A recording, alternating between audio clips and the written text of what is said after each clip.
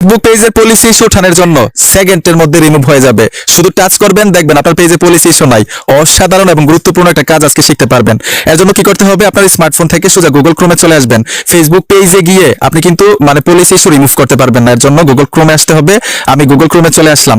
এইখানে প্রথম কি করতে হবে, আপনার ফেসবুক অ্যাকাউন্টটাকে লগ ইন করবেন। যে অ্যাকাউন্টটা দিয়ে আপনি পেজ চালাচ্ছেন, পেজ খুলছেন, ওই অ্যাকাউন্টটা এখানে লগ ইন করবেন।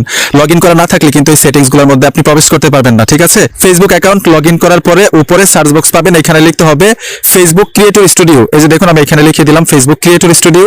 এখানে টাচ করে দিবেন। ট্যাপ দেওয়ার সাথে সাথেই এরকম একটা ইন্টারফেস নিয়ে আসবে। এখানে ক্রিয়েটর স্টুডিও লেখা আছে, অথবা আপনাদের ক্ষেত্রে মনিটাইজেশন লেখা থাকতে পারে। যাই লেখা থাকুক, ক্রিয়েটর স্টুডিও অথবা মনিটাইজেশন, এটার উপরে ট্যাপ দিয়ে দিবেন।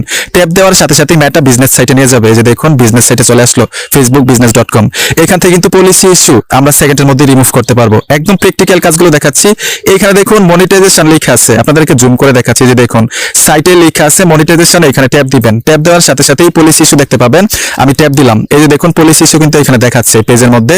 একটু অপেক্ষা করেন। এই যে দেখুন ভাই, পলিসি ইস্যু, দেখুন পলিসি ইস্যু। এই হলুদ আইকন থাকলে কিন্তু আপনার পেজ কখনো মনিটাইজেশন করতে পারবেন না, টাকাও আয় করতে পারবেন না, ঠিক আছে?